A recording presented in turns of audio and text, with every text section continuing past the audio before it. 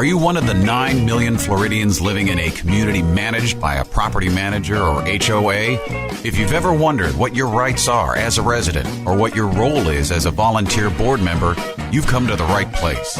Welcome to the Condo Coaches, your resource for when your gated community starts to feel more like you're stuck behind bars, or when that guy next door decides that a hot pink Chevy on cinder blocks really sets the tone for the neighborhood. The Condo Coaches is brought to you by lmfunding.com. Find the Condo Coaches online at thecondocoaches.com. And now your host, Johnny Torres. Hi, everybody. It's the Condo Coaches radio show. Thank you so much for listening. Anywhere, everywhere you want to listen to the show, we are there to provide you some incredibly valuable information when it comes to you either living under a community association or helping run a community association, neighborhood association, condominium association. This show is not only for the board members, but also for the residents of the 9 million or so people living under these associations. And we're here to help you run your community effectively, efficiently, and on budget. And so we take your calls, emails, text messages, whatever you want, and help you navigate all the issues and adventures that come along with community association living. With me, as always, on every show, head coach Dean Akers. How are you, sir? Good, Johnny. How was your Memorial Day? Memorial Day weekend was awesome. Decided to make a last-minute trip down to Sanibel and meet up with the family, and it was well worth it. It was an amazing time. How about you? Good for you. Yeah, I had a cool one, but one of our associates that works with us is a two-time Iraqi Marine, and he went up to the Florida Memorial Cemetery in Brooksville area. Oh, wow. And spent the day up there, and it just was tear-jerking. You know, he went to some of the grave sites of some of the folks that he served with in Iraq. Sure. And so, our hearts go out to all those folks out there that had members of their family that have given their life for our freedoms. Yeah, I mean, we put up a little message there over the weekend on social media for those veterans and families, of those who served our country. And again, I mean, you just can't say enough because, oftentimes we focus on the individual, right? But the families suffer and sacrifice just as much. And so obviously on Memorial Day being what it is, we can't be grateful enough for what they did for our country and for us. I agree. So, all right. And joining us on today's show, our guest coach on bankruptcies and collections. We're going to be talking about today an incredibly important topic when it comes to your community association. Jacob Bair, how you doing, sir? Doing well. Thanks for having me. Yeah, thanks for coming on the show. Again, I'm sure we'll have plenty to talk about, so we'll get into today's topic in just a bit. What we always like to do is to open our show with emails, messages, phone calls, and today is no different. We have some great questions. Apparently, even over a Memorial Day weekend, people love the Condo Coaches. Got lots of messages through the website. I'm sure you got phone calls, Dean. So we had to pick a handful here to work from. And we'll start off with this one from Margaret down in the Venice area. She tells us she's never lived in a condo before. She'd like to know if we have a list of questions that she should be asking the condo management and or condo owner from who she'll be considering a purchase. She's a new listener to the show. She found it a few weeks ago. She tries not to miss an episode. And she says, you've covered many issues that never would have occurred to me.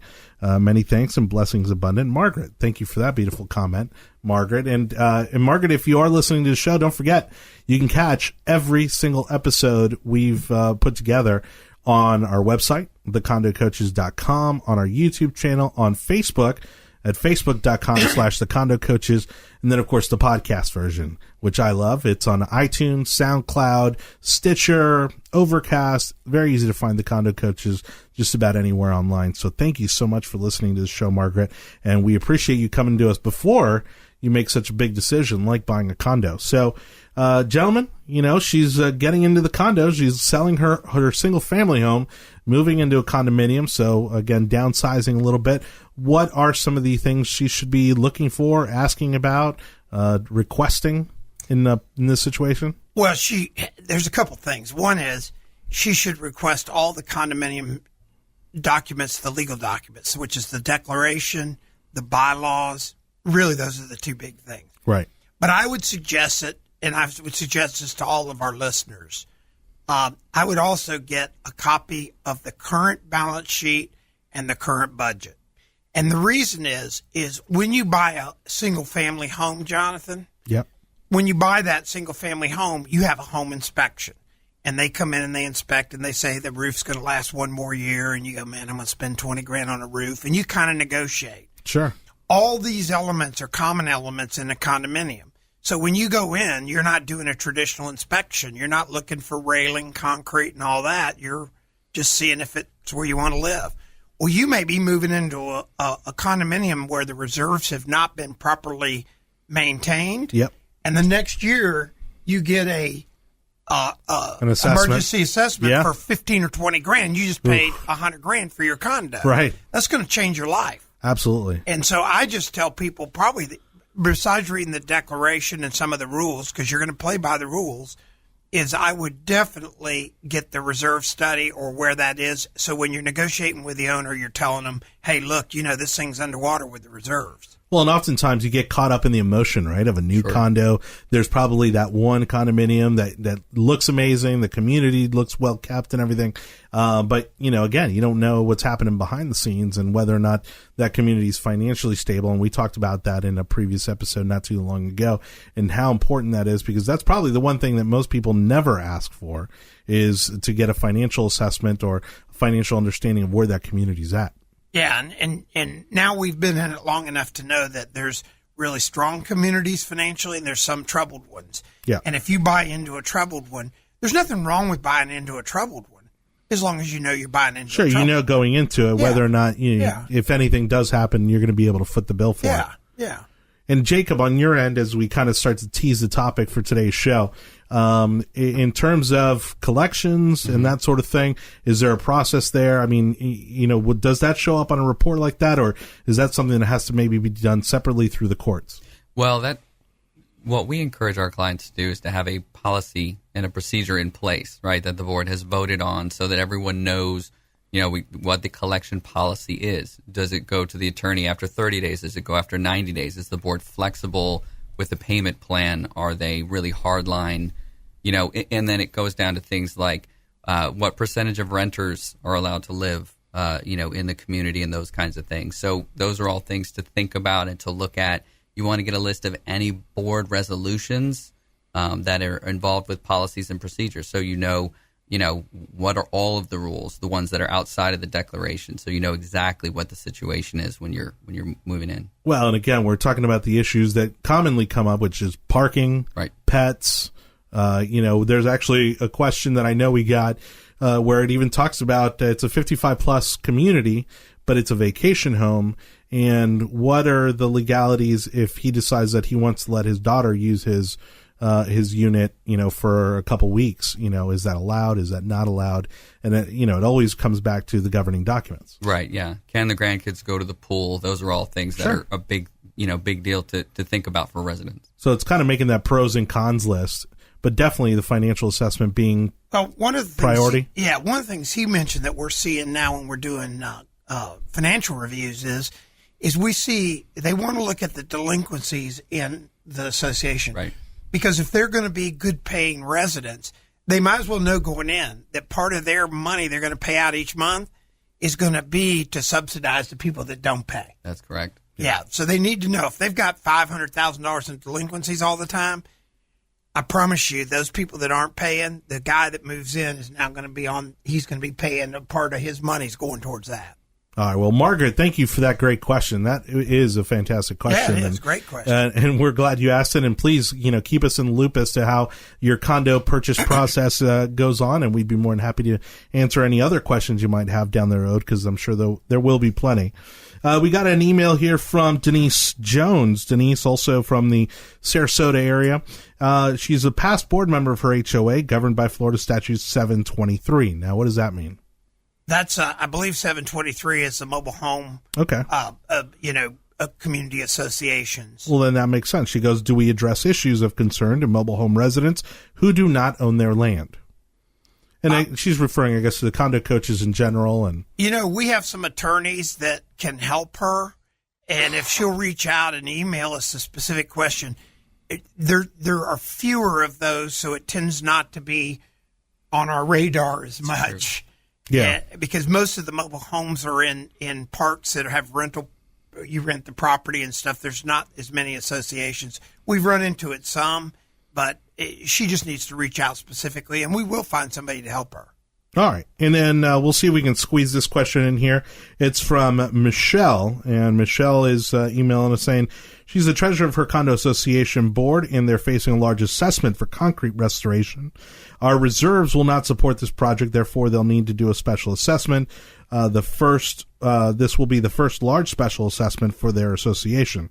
What resources do we have to help the board navigate the process? Well, if she wants to send us a financial, send it to the help at the Condo Coaches or reach out to one of us, myself, we can do a financial deep dive. Also today, when you have a large assessment and you have a stable community, you can make assessments smaller for a longer period and bank finance the rest. Yeah, well, I mean, we had Katie on right. Not too long ago. You know, again, there are association bankers out there with most banks, and you go to them and basically take out a loan that will help cover that on a longer term. Yeah, they backstop it with this special assessments. They have a rights to it. So yes, and instead of hitting somebody up with $15,000 1 year, you might hit them up with $3,000 5 years and have it bank finance. Right. All right, Michelle, thank you for that excellent question. We got a couple more questions in the next segment, and then we'll get into today's topic with Jacob, collections and bankruptcy when it comes to your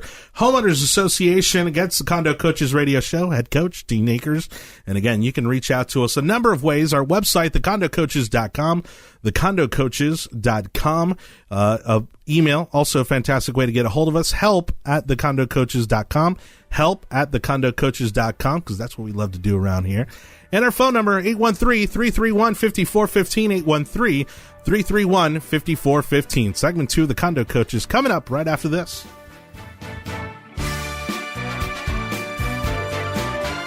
Contact the Condo Coaches online at thecondocoaches.com. More of the Condo Coaches is coming up next.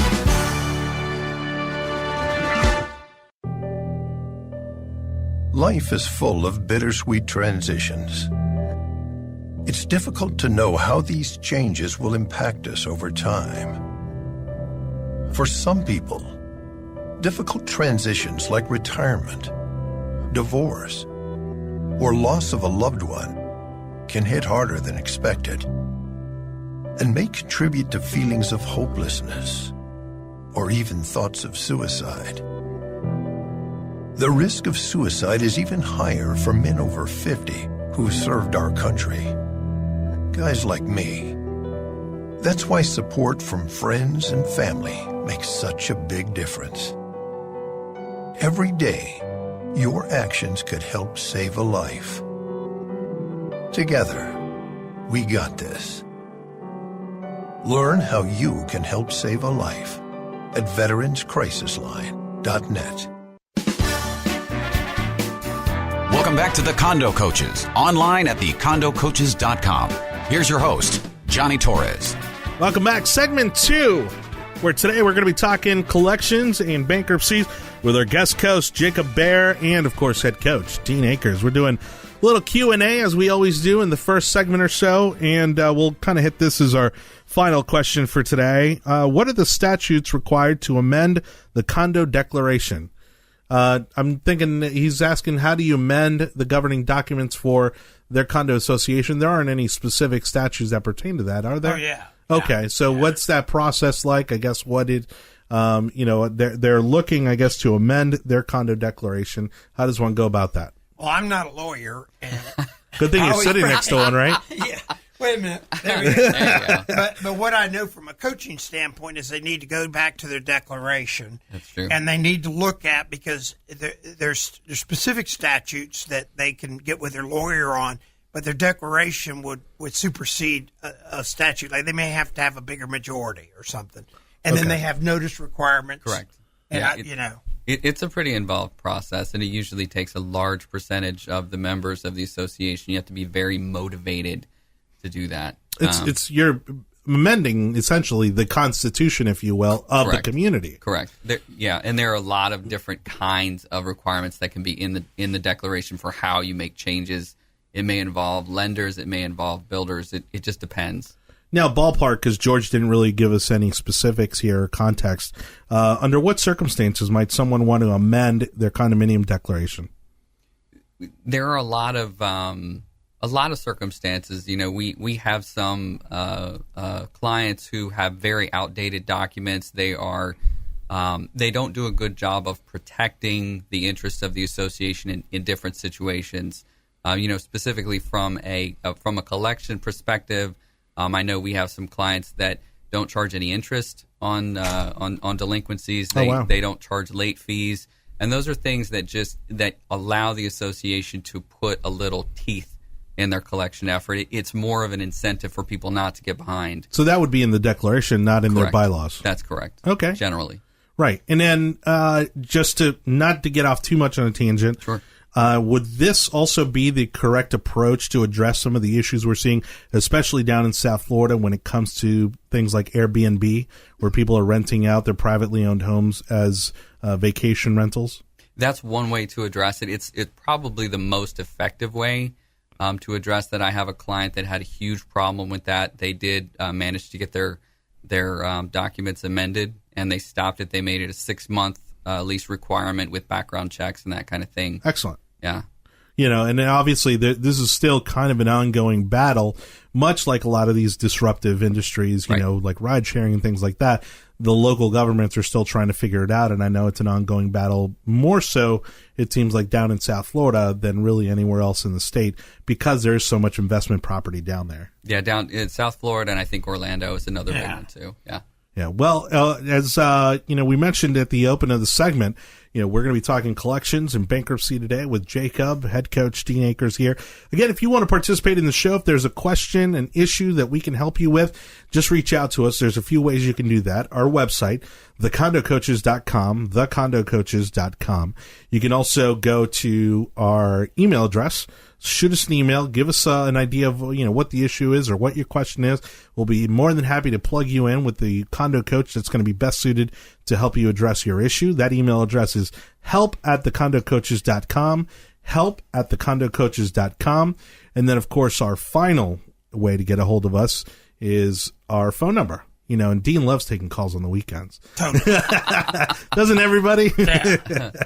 813-331-5415, 813-331-5415 is that phone number, and you can reach us 24/7, because what happens is you call us, you leave us a message, you let us know what your issue is. Again, we get you connected to the person that's going to be best suited to help you with your issue or answer your question.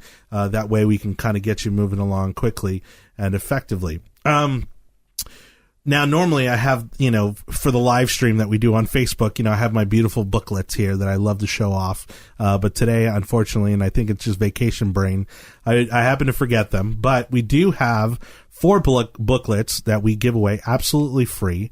And you can get them at any time at thecondocoaches.com/playbook. So if you go to thecondocoaches.com/playbook, you just let us know you're a live human being by filling out the form. And as soon as you fill out that form, we email you the booklets in an easy to download, easy to read PDF format. You can print them out if you'd like, or a lot of people also like hitting up Dean for hard copies. You just email us at our email address, help@thecondocoaches.com, help@thecondocoaches.com. Dean will be more than happy to mail you some copies of those booklets. Can I share something that happened this past week, which I thought was really neat? Yeah. I almost felt a little stupid about it.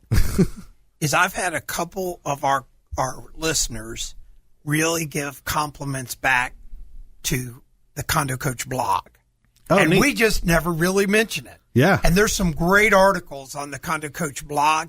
One of them was brought to my attention that I had not read, and I've read most of them, and it was like a gotcha moment. And the particular person reaching out to me said, "Man, this is big." And it had to do with condominium associations notifying the federal government, and I encourage people to go look at the blog because all the details there are for dormant or abandoned type units. That's right. Because the mold and everything in there, where the federal government is looking at holding the banks more accountable, and they have this repository that you need to notify. Well, that we've never really talked about that, and I'm going to get that more deep dove with our legal teams to find out what that is. But that's huge because we find these condominium associations have units vacant for years that the banks don't do anything. There's mold. There's all kinds of issues. And they're supposed to have somebody that comes by periodically to check the unit, to make sure everything's running the way it should. They're not supposed to. They're not supposed to. Oh, okay. No, it's not a law. Some do then. It's just good business. Good business. Yeah, they're protecting their property. They're protecting. But what I want our legal teams to look at is this blog. If this blog where we make associations more attuned to this, so they know they need to be doing this. And by the way, this helps build the cases to having these banks more accountable. Yeah. Well, that's excellent. You can find that also at thecondocoaches.com. So not only are you getting great resources out of our 4 playbooks, but also you're getting the great content that's on our website right now. And we, of course, have that scheduled to go out on our social media networks as well. So lots of great content out there. Don't forget to sign up for the media books. And the reason I brought them up is because one of the books that we do talk about is collecting delinquent association fees. I'm thinking, what do you normally see as a reasonable time frame, for delinquencies? Is it 30 days, 60 days? I mean, what's the trend?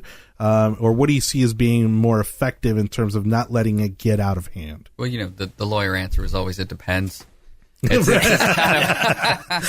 kind of an association by association situation. I mean, normally, it depends, right, on what the monthly amount is. Exactly. And if it's an HOA, it may be quarterly. It may be very small amounts. If it's a condominium, it may be monthly. And it may be $600, $700, $800. It just depends. And normally, a good rule of thumb, particularly for condos, is 90 days. Because unlike wine, delinquencies do not get better with age. Yeah. They get harder and harder to collect. So you want to get it over and start the process within 90 days. And then because there are additional statutory notices that have to go out, right, that may not be sent out by the management company. And at that point, you're looking at 5 months delinquent before you start real legal action. So 90 days is usually a pretty good rule of thumb. And that's for condominiums. Now, when we kind of transition over to when we transition over to townhomes, maybe single family homes that are not registered as condominiums, then do you kind of shorten that time frame because the cost is typically higher, or is it the other way around? It's typically lower. It's the other way around. It's usually lower. With my HOA clients are usually $300 a quarter. Okay. Whereas my condo clients are like $400 a month. Yeah. And townhomes, just depending on your community, and this is where you need to get knowledgeable on your governing documents, because some people, I'm sure, know they live in a townhome, but they probably couldn't tell you whether their governing documents have them listed as a condominium or as a single-family home type of unit, right? Mm-hmm. Or multifamily home, really. Right. Okay. So definitely get familiar with your documents. And so you're saying, so you got the 90 days, and you're saying it's about a 2-month process to kind of get the ball rolling. Correct. To get a legal collection plan in place. Yeah. So there are 2 notices that we're required to send out prior to filing a foreclosure that give the people kind of like, this is your last official warning. After this, we're going to file a lien against your property. It may end up in foreclosure. Go ahead and contact the attorney and let's work something out, right? Because that's really what the association wants in the end. Sure. They don't want delinquent units. They want everybody to be part of the family. They want everybody to pay their share. So they get 2. They want the units to be also occupied. Correct. Absolutely. Yeah, you don't want to live in a community with a bunch of empty units. Right. So we want to move on those, faster rather than more slowly. Yeah. We send out our 2 notices. It gives them an additional 60 days. All right, excellent. Well, we're talking collections and bankruptcies, so I think it's going to get a little darker as we go down this conversation. But we're here with Jacob Bair, who's our collections and bankruptcy coach, head coach Dean Akers, Condo Coaches radio show. Again, don't forget to get those free booklets. They are absolutely free because we've made them in a digital format that you can download, or you can email them, send them on to your friends if you'd like. We're totally cool with that. Or if you want a hard copy, email Dean. You can request those at help@thecondocoaches.com. help@thecondocoaches.com. Segment 3 coming up. If you want to be a part of the show, again, a couple ways to do that. 813-331-5415 is our phone number, 813-331-5415, or just check out our website, thecondocoaches.com, thecondocoaches.com. Segment 3 up next.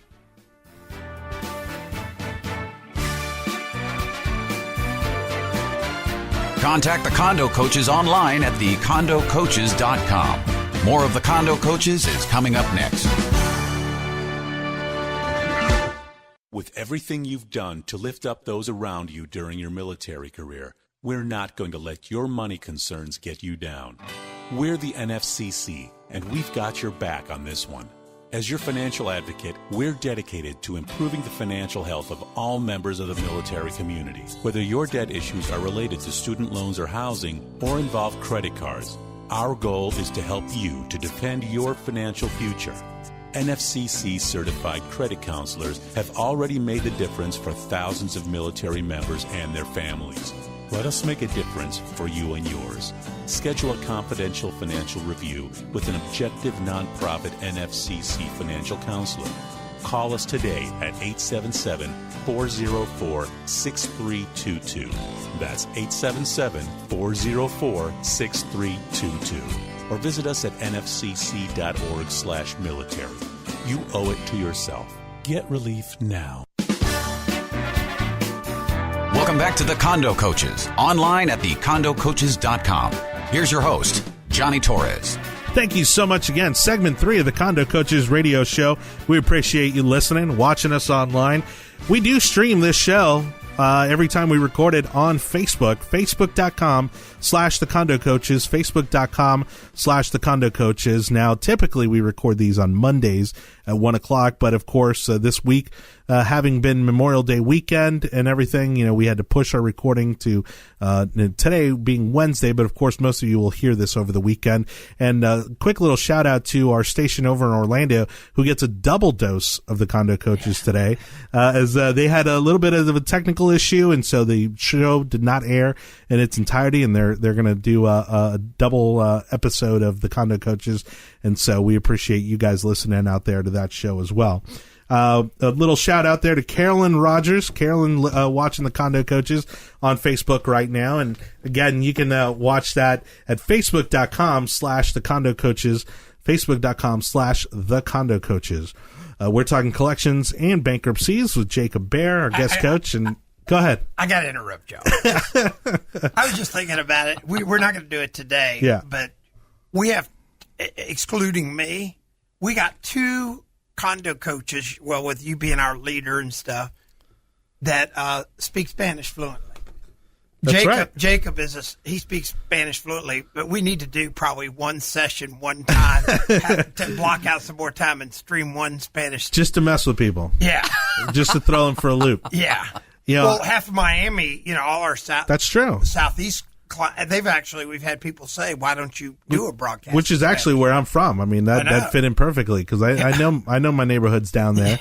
Yeah. I was born in Mount Sinai, Miami Beach, but I was raised in the Miami Lakes, Hialeah area. And then of course, I would go all the way down to Kendall over there, Sunset Place. It's called something else now, but Sunset Place has the original chicken kitchen.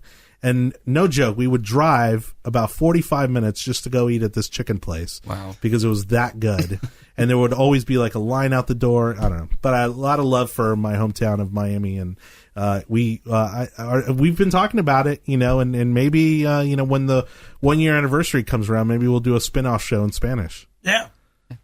We got Jacob. Jacob, like he's just sitting here quietly, but I would never expect Jacob, and I'm sure you get it all the time. No, he's fluent. He taught Spanish. Awesome. Yeah. See, and I've got a friend of mine who's a neurosurgeon here at Tampa General, as Jewish as they come, and he speaks phenomenal Spanish. He's married to a Cuban girl. Both of them went to the University of Miami, and he took that opportunity working in the clinics down there to learn the language, and he loves it, and especially with his wife and now his kids. I mean, he tries to speak it whenever possible. So, I think the Spanish episode might be just around the corner. Sure. Right on. I didn't mean to interrupt you, but I just I love it. I love it. So we are talking collections and bankruptcies. Now, Jacob, we were talking about timelines. Mm-hmm. We were saying that, of course, if you've got a 90-day collection policy, that then, you got to get, does that 2 month, does those 60 days to kind of get the ball rolling legally, does that apply regardless of whether it's a single family home or townhome, or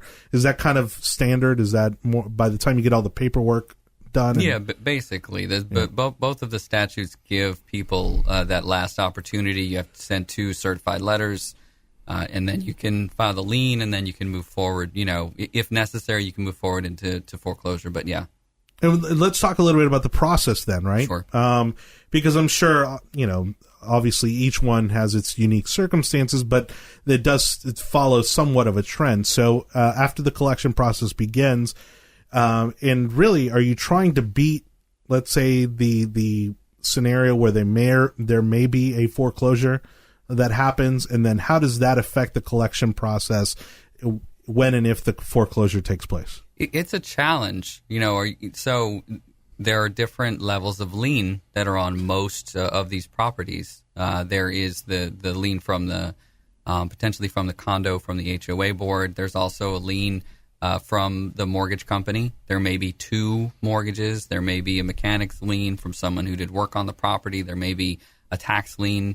And, the state statute sets out the priority of the liens. Condos and HOAs always come after the first mortgage. Okay. So it can be a challenge, right? If the first mortgage is going to take 3 or 4 years to foreclose, do you wait that out? Is the condo then just out all that money? Do you try to get in there and take possession and take title subject to the mortgage and then try to get some rental income out of it? It's very tricky. And it really is kind of a, I help my clients analyze the situation from a best business practices kind of a standpoint as well and go, what do we want in the end? Is it because it's kind of a moving target because the property is switching hands? Yeah, and it can be, and the statute really gives a lot of relief to banks if they foreclose. If the bank forecloses and takes title at the end, the condo association's really essentially not going to get anything. So it can be a so their last analysis. resort still ends up being that individual who owned the property. That's correct. Okay. And then because, again, at that point, they can't take ownership of that unit in any way. Is there anything they can do in terms of their declaration, their governing documents, to protect themselves or to at least give them a little more leverage in that situation? It's really challenging. The banks have the priority, and they have what's called the safe harbor provision, which allows them to relieve their own liability if they have to foreclose. Right, their liability to the association is 1% of the original mortgage or 12 months of the assessments. So it's minimal. It's challenging for associations. This is the biggest challenge that I have in the collection area, and sometimes the best thing is to try to move it forward quickly, right? And maybe take title and get a renter in there for the duration of the mortgage foreclosure. So they get a little something back out of it, and it's not empty, and it's not, the power's on. There's no. So it's in that transitional period between the homeowner and the bank, exactly, and them kind of taking over that property and maybe getting somebody in there to cover some of those losses. Correct. Okay, that's interesting. I didn't know they could do that. Yeah. Now we're let's say property goes into foreclosure. Right now, they're still basically going after the individual who formerly owned the property. Right. Most associations do not pursue personal judgments against their owners. That's a whole, look, the associations they're not-for-profit entities. They're staffed by volunteers. All the board members are volunteers that are elected by the association. They don't want to try to get personal judgments against their neighbors. That's not what they're about. So most of the time... Sorry, I shut my own mic off. Right. Is that a rabbit hole, really? I mean, because there are some communities that'll do that, right? Sure. That will kind of chase that and, chase that money down in the hopes that they might get something out of it. But I would think at some point, the scale gets tipped and it's no longer financially worth it to continue to go after that individual for whatever monies are owed. Yeah, it depends. It depends on the association. It depends on the board and what their policies are. That is actually a service that some of my clients have expressed an interest in is being a little more aggressive, with the individuals.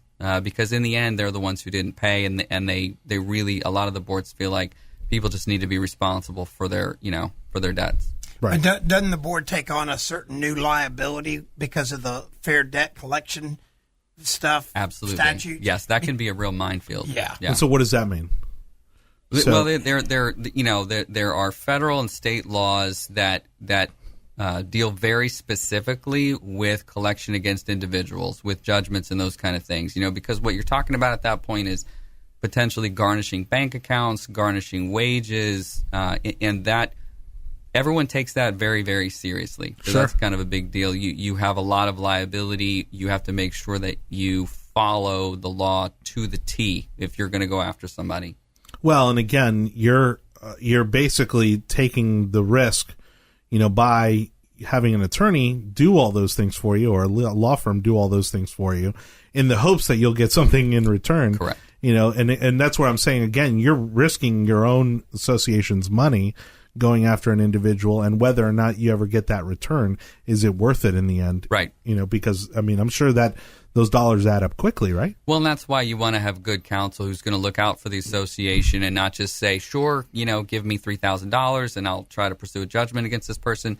You want to really sit down with the board and talk about the liability and talk about what their exposure would be and what the best and worst case scenarios would be. It's important to have counsel who will take the time to do that.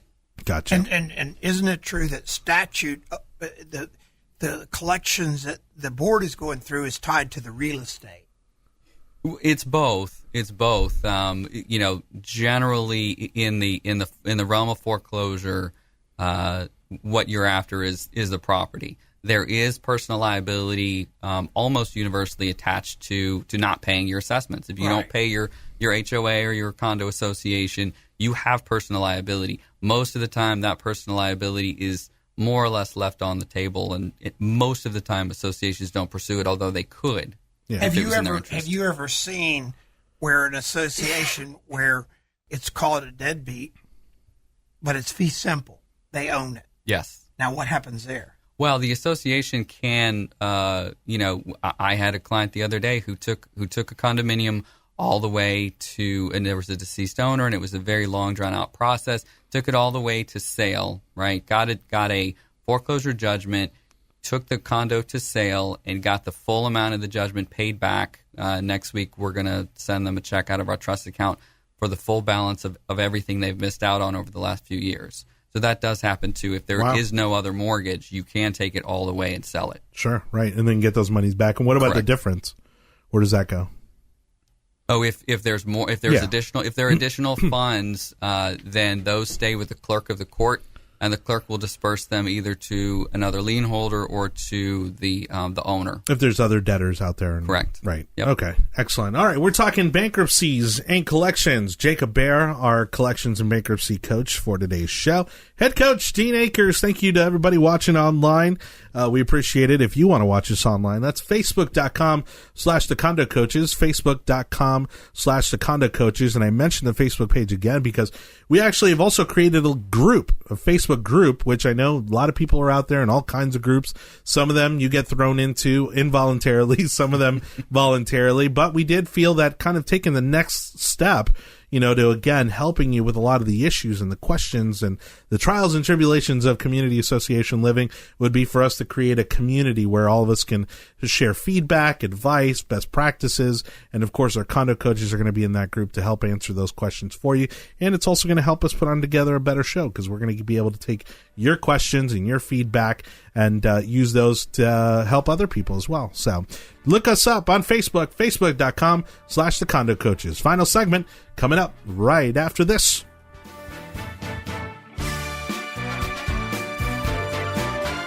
Contact the Condo Coaches online at thecondocoaches.com. More of the Condo Coaches is coming up next.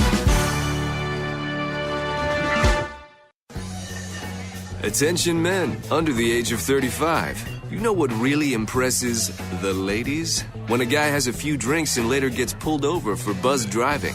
That could cost you around $10,000 in fines, legal fees, and increased insurance rates. There goes let's grab dinner and a movie. Oh, I know. You drive more carefully when you're buzzed. You've proven that hundreds of times. A woman admires that kind of confidence. And you've practiced how to speak if a cop does pull you over. Slowly, clearly, and politely like, "Good evening, officer." A woman admires that kind of foresight. And what woman doesn't find it adorable that you call it buzzed even though the law calls it drunk? You could kiss $10,000 goodbye, along with any chance of having a girlfriend.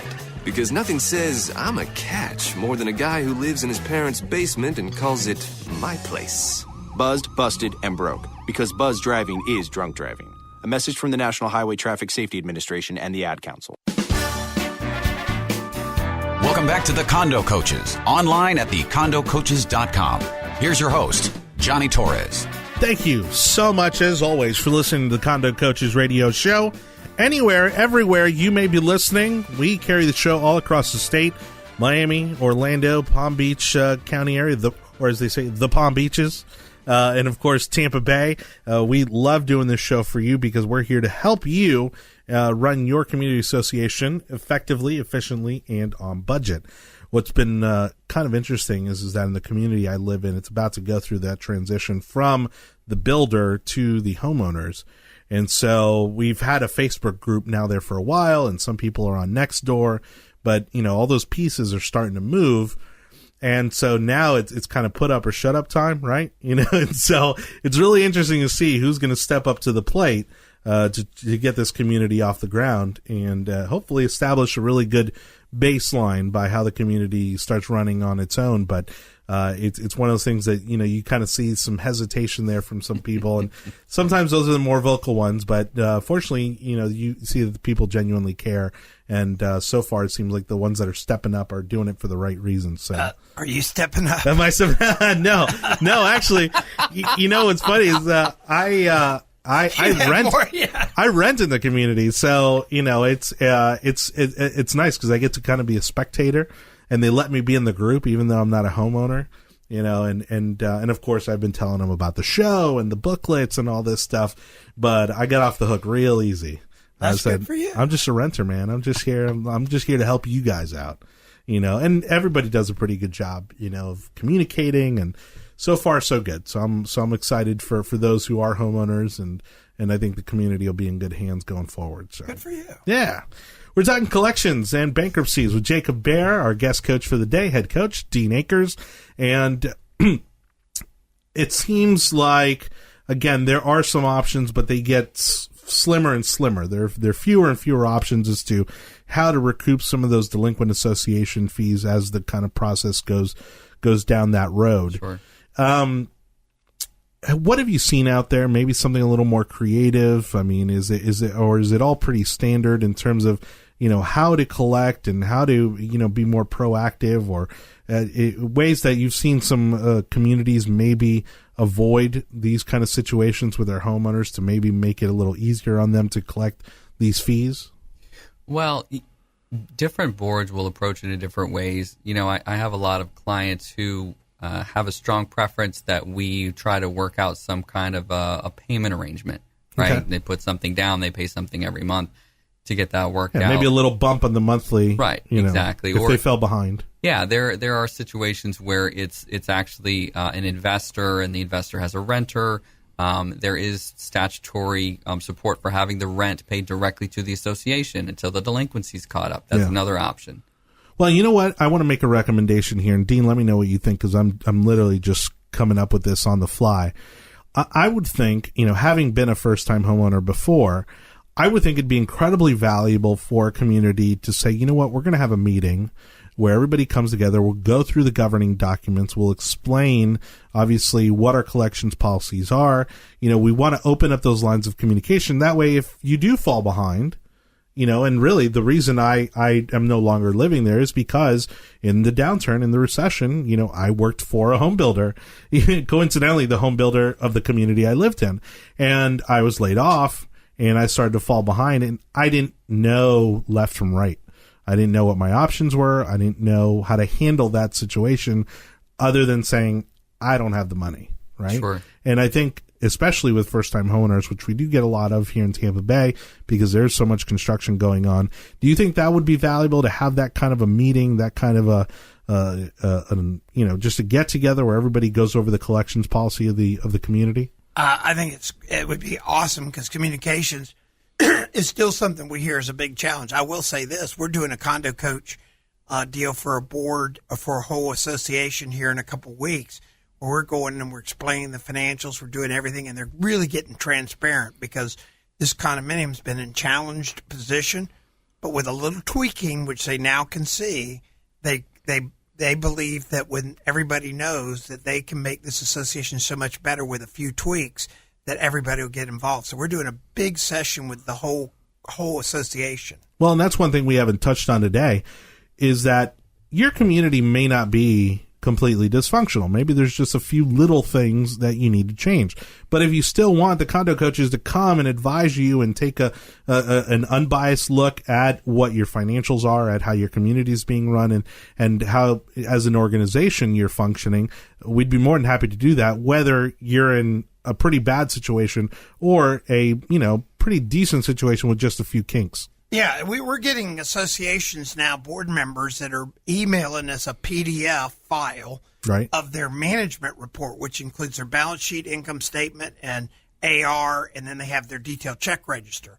We're able to look at that if they'll send us 1 year and another year. Mm-hmm. We're able to come back, and as I always coin, we don't have a dog in the fight. Right. We're able to come back and just give a overview that will tell them kind of like, here's the facts. Do you think oftentimes boards maybe put a little too much confidence in their property management companies and thinking that, because really the property management companies are just going to report what it is. They're just giving you the black and white. You can't assume that they're going to make the necessary adjustments to keep the community running in the proper way. Well, I think there's no question that the word assume is involved here. Sure, right. The boards assume that the management company's looking out for all and to direct them to do stuff. The management company's there to do what's directed by the board. The boards I've found... The board needs to drive the property management company. Yeah, and a lot of board members are embarrassed. They don't want to outwardly say, I don't understand the correlation between a balance sheet, income statement, and statement of cash flows.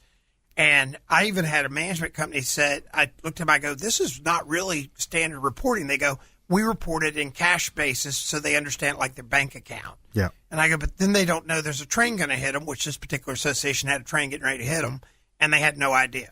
So neither side was wrong, but neither side was right. Now, Jacob, with, of course, now there being so many methods of payment, right? Mm-hmm. You got the old school check, right. You've got online payments, you've got mobile payments. Are you finding that there's, a better, that these options are better, or has it not really changed much in kind of your experience, that they offer, a variety of options to make those payments? Oh, everybody wants to pay online. I mean, almost everybody. Sure. I have some, clients in Delray Beach who are old school. Yeah. Some of them fought in World War II, and I got to meet with them last week. They will always send a check. That is old school. But that's old school. That is really old school. But, most people nowadays, the convenience of like an online bill pay situation, or, you can pay through PayPal, is much more convenient. People and again, I think for some people it's getting over that mental hurdle that a paper trail doesn't mean actual paper. You can have a paper trail even with online payments. Oh, yeah. Well, and if somebody sends us a check, we scan the check, right? It's all electronic. We keep track of everything electronically. Everyone does now. All the records are electronic. So it makes a lot of sense to do electronically. Are those typically done through the banks now, through the property management companies, or some people using PayPal? How are those online payments being done? And I'm asking this in case there's a community out there who wants to make that transition. Sure. Well, there are, banks that offer what are called lockbox services, which is a specific account that people use to make their payments. They can do that electronically or by check, or just by, debit. There are a lot of different electronic options now. And then it goes straight from the bank to the management company, gets credited on the association budget. It's really easy. And that is probably the most effective way. And even when people get behind, when we have payment plans and that kind of thing, we make PayPal available for people. It's very easy. It's very convenient. We can auto debit from your, checking account if you want. We want to make it as easy for people to pay as possible. And if you don't have a very high monthly fee or quarterly fee or whatever, if your fee is not that high, the percentage they take out is very minimal. Correct. So it's not going to hit you too hard in terms of, your budget if PayPal or whatever service you're using is taking a percentage, because I'm assuming most, if not all of them, do. Well, the lock boxes, I think they charge a flat fee to the management company, and that's built in. Okay. So that actually doesn't even get passed along to the homeowner at all. It's built into the budget, and it's very reasonable. We only got about a minute left, so I'm going to challenge you to answer this question. A lot of people are predicting that there might be a bit of a bust down in South Florida with, the housing market. How does one prepare to, weather that storm if it does come about?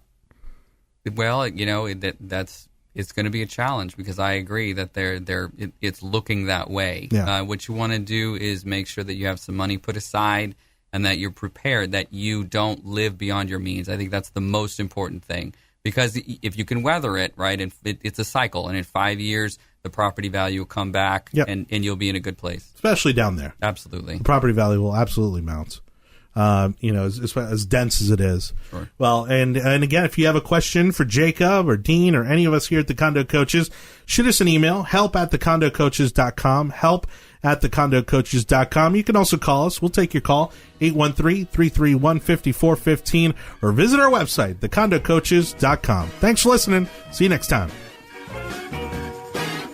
You've been listening to the Condo Coaches, brought to you by lmfunding.com. Find us online at thecondocoaches.com and join us this same time next week as we help you navigate life in your managed community.